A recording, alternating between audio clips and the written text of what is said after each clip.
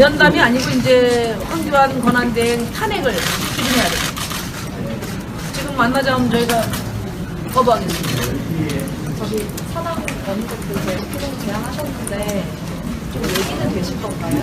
일단 지금 원내대표 회담을 제안한 이유는 지금 황교안 총리의 이런 국민에 대한 배신 행위에 대해서 분명한 책임을 묻고 특검을 살리기 위한 야당의 책임을 다하는 그런 논의와 결의가 이루어져야 되지 않습니까? 그래서 원내대표 회담 연석회의를 제안을 드린 거고요. 다만 끝난 다음에 들어가면 뭐합니까? 저는 이번 이 황교안 권한대행의 이런 그 폭거를 하는데 야당도 책임이 크다고 봅니다.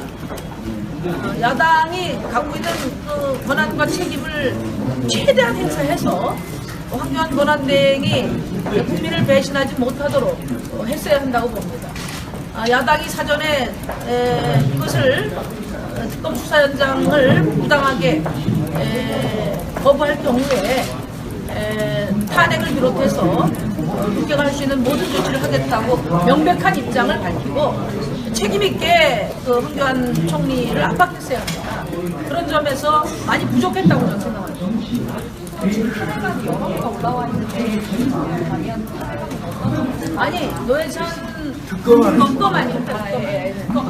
예, 제가 그 특검안은 애초에 야당들이 낸 70일 가지고 부족하다고 해서 저는 기본을 90일로 하고 30일씩 두 차례 연장을 수로 하고 연장도 대통령의 승인이 불필요한, 그래서 특검이 판단하면 국회 통보만 하면 국회의장이 그 수리하는 그런 특검한 내용으로 이미 제출이 제일 먼저 제출이 작년 11월달에 했습니다. 11월달에 제출을 했는데 제가 낸 특검안은 당시에 통과되지 못하고 지금 70일로 하고 대통령 승인받도록 한 야당안이 통과됐던 거죠. 그래서 오늘의 사태도 벌어졌는데 지금이라도 제가 낸 안이 살아있기 때문에 그 안을 3월 1일 통과시키면 박임수 특검 시즌2가 시작될 수 있습니다. 특히 오늘 황교안 총리는 일반 검찰에게 특검 수사가 종료되더라도 일반 검찰에게 능력된다고 하는데 오늘 아침 언론 보도에 따르면 그 일반 검찰이 작년 7월에서 10월 사이에 우병우 전 민정수석과 500회 이상의 통화를 한 사람들입니다. 그 사람들에게 우병우 수사 다시 미진한 부분이 있으니까 다시 수사하라고 바뀐다는 것 자체가 말이 안 되는 것이죠.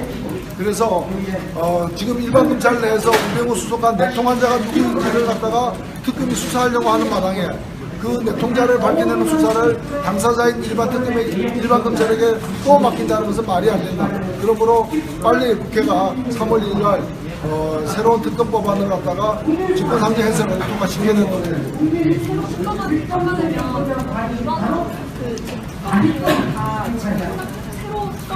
이번 특검을 다시 임명하면 됩니다. 그러니까 사실상 그러니까 법은 새로운 특검이지만 그거는 뭐 단서조항이나 아니면 야당들이 합의에 국회의장이 임명하도록 하는 국회의장이 승인하고 임명하도록 하는 법안이기 때문에 그런 부분들을 사실상 박영수 특검 시즌2를 열어가겠다는 그런 생각이고 그리고 저희가 부담스럽게 생각하는 것은 사실 이번 특검은 역사적 초유의 사명을 가진 특검입니다.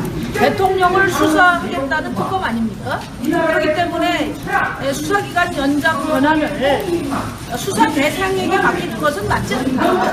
너무나 상식적인 주장을 우리 정당은 한 것입니다. 특검법안을 논의할 때. 그리고 지금 우리 국민들도 다 보고 계시지만 이 국정농단의 범위와 그 깊이가 얼마나 넓고 큽니까?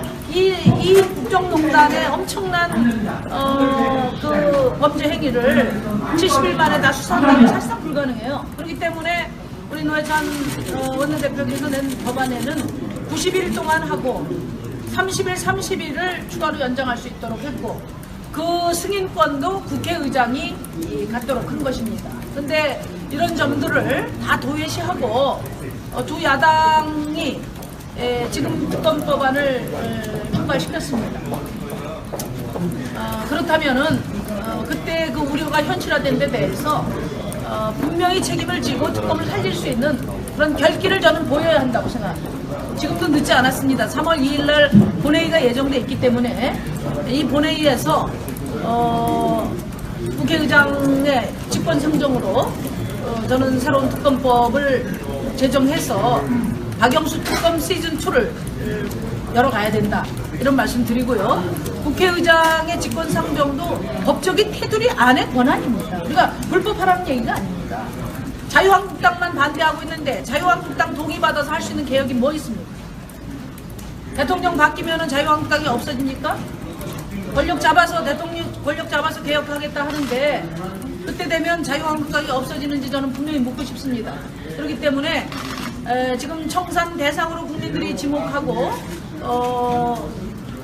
지목하는 자유한국당을 핑계 삼아서 모든 개혁을 좌초시키는 이런 우를 범해서는 안 된다는 점을 분명히 말씀드리고 지금 3월 1일 마지막으로 남은 이 본회의에서 최소한의 사명인 특검을 살리는 그런 법안은 반드시 야당들이 책임있게 통과시켜야 한다는 점을 말씀드립니다. 분노와 우려를 보내고 있고요. 직권상정을 강하게 밀어붙이지 않는데 또 국민들께서 이제 많이 실망하고 계시죠. 특검 연장 법안의 무산 어떻게 생각하십니까?